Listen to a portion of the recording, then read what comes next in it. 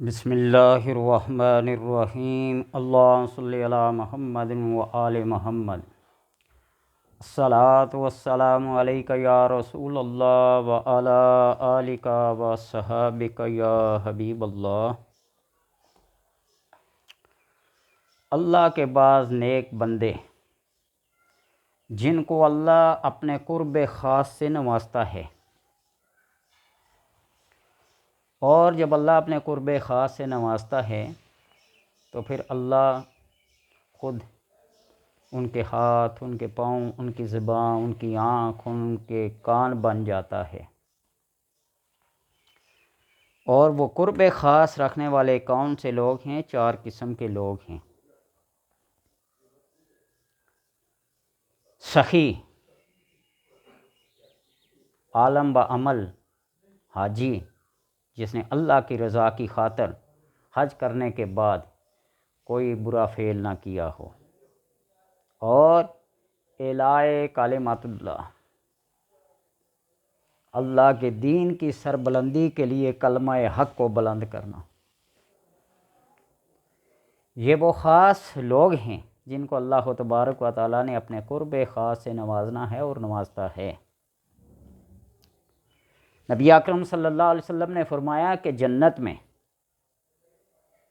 قیامت کے دن 4 شخص بلا حساب و کتاب داخل ہوں گے: عالم بعمل، حاجی جس نے حج کے بعد موت تک گناہوں کا ارتکاب نہ کیا ہو، شہید جو اللہ کے کلمہ کو بلند کرنے کے لیے میدان جنگ میں مارا گیا ہو، سخی جس نے مال حلال کمائے اور اللہ کی رضا جوئی میں خرچ کیا۔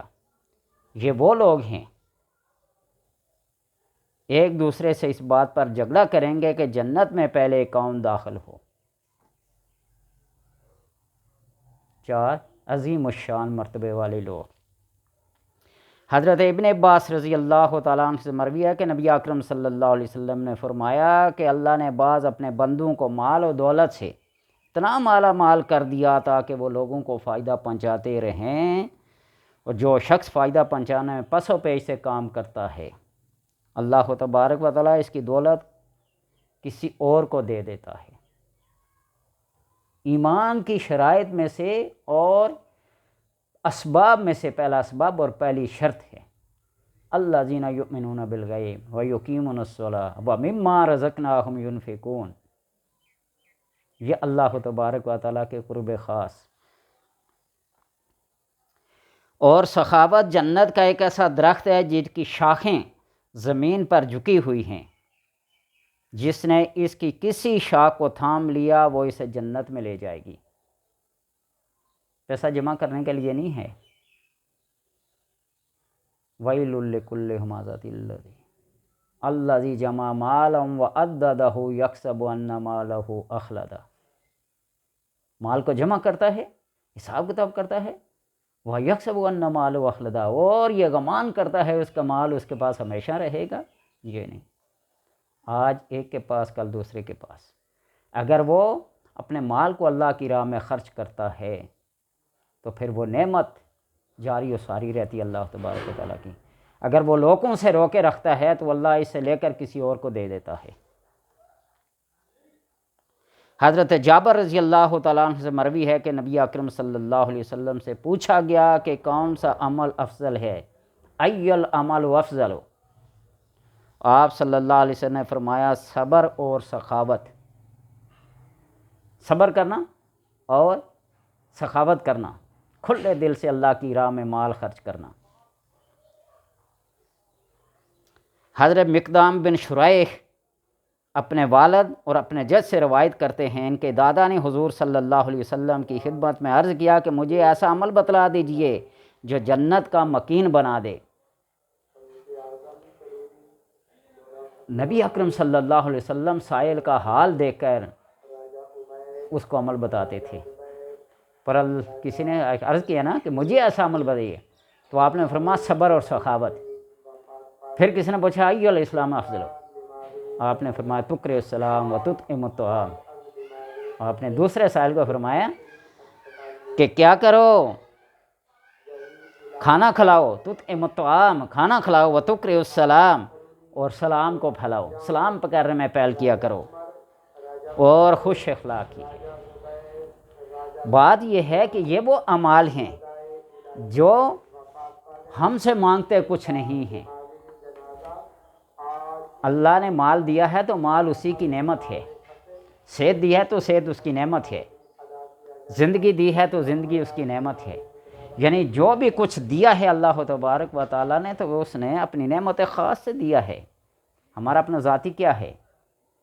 اسی لیے انسان کو یہ جائز نہیں ہے کہ وہ کسی کیل سے، کسی سوئی سے، کسی کانٹے سے اپنے جسم کے اندر چبو کر خون کا ایک ذرہ بھی نکالے۔ یہ اللہ کی امانت ہے، اس کے اندر خیانت نہیں۔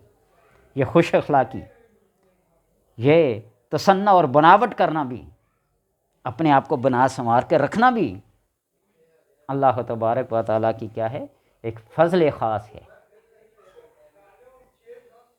سخی جو ہوتا ہے اللہ کے قریب ہوتا ہے، اور بخیل اللہ سے دور ہوتا ہے، جنت سے دور ہوتا ہے، جہنم کے قریب ہوتا ہے۔ اور سخی جو ہے وہ جنت کے قریب ہوتا ہے، اللہ کے قریب ہوتا ہے، اور جہنم سے دور ہوتا ہے۔ بخیل جنت سے دور ہوتا ہے۔ اور حضرت علی رضی اللہ تعالیٰ عنہ نے فرمایا کہ بخیل کی کیا زندگی ہے، وہ زندگی تو گزار رہا ہے غریبوں جیسی، اور حساب دے گا امیروں جیسا، اور اس کا مال ان قریب کوئی اور لے اڑے گا، وہ کسی اور کے کام آ گیا، تمہارے کس کام کا ہے؟ تمہارے کام کا یہ ہے، ما عندکم ینفد وما عند اللہ باق، جو کچھ تیرے پاس ہے وہ تو فنا ہونے والا ہے، اور جو اللہ کے پاس ہے وہ ہمیشہ ہمیشہ باقی رہنے والا ہے، اور باقی رہنے والے کو ترجیح دینی چاہیے۔ عقل مند اور دانا کے لیے یہ ہے کہ جو نعمت اللہ نے دی ہے اس نعمت کا افشا کرو، اس نعمت کا پرچار کرو، اس نعمت کو اور پھیلاؤ اور پھیلاؤ، تو اللہ تبارک و تعالیٰ اس کی وجہ سے اور عطا کرتا جاتا ہے۔